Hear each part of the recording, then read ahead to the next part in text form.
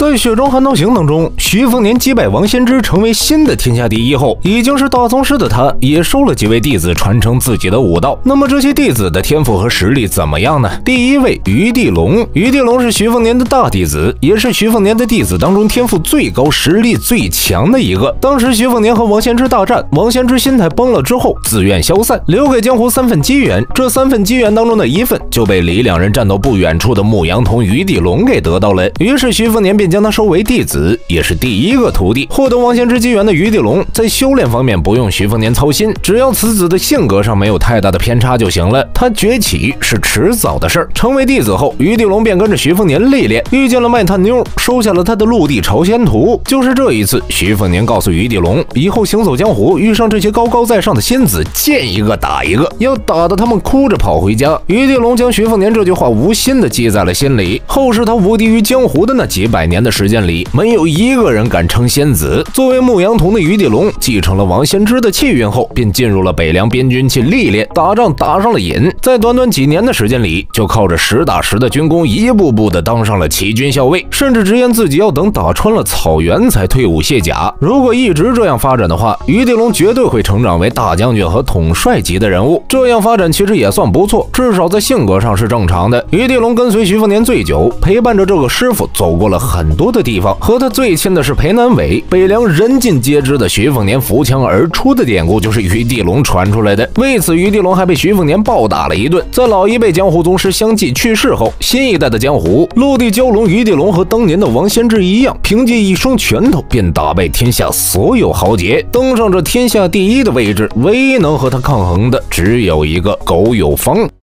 在雪中悍刀行当中，徐凤年收下了几位弟子，几位弟子的结局又是怎样的呢？第2位王生，作为徐凤年唯一的女徒弟，王生应该是徐凤年唯一一个用心教导的弟子了。王生是100年一遇的天然剑劈，虽然天赋不如那几个天生剑劈，也没有于地龙这样的气运，但王生的性格绝对是最执着的。徐凤年初见他的时候，他还是一个皮肤黝黑、挎着木剑的小女孩。将他收为徒弟后，徐凤年曾让他放下手中那把木剑。性格执拗的他，宁愿不练武，也不愿放下木剑。见到这种情况，徐凤年正式收他为徒。当年温华舍弃的东西，让他给收下来。击败王仙之后，徐凤年去到了武帝城，取回了老黄的剑匣。剑匣取回来后，就给王生背上了。除了背上剑匣之外，他的身上还绑了7、8把剑，以此来浸染剑意。徐凤年将老黄的9剑传授给了他。除此之外，还有李成钢的2剑和温华的1剑。王生原本性格很活泼，但是练剑之后，因为进境太过于缓慢，所以慢慢的变得沉默寡言起来。徐凤年不仅自己教导他，还让南宫仆夜带着他去北莽历练。在北莽历练归来后，王生的剑术提升得很快，也曾去到两莽战场上去杀敌。后世的江湖因为天门的关闭，陆地神仙几乎成为绝响。王生背负着老黄的剑匣，成为一位女子剑圣，已经极其接近陆地剑仙的境界了。他一生钟情于剑，当时能在剑道上与他媲美的，只有东岳剑池的单尔一。两人一生都不曾嫁人，一剑两往误终生。两人都对徐凤年爱而不得，或许两人都在对方身上看到了自己的影子，所以成为了一生的宿敌。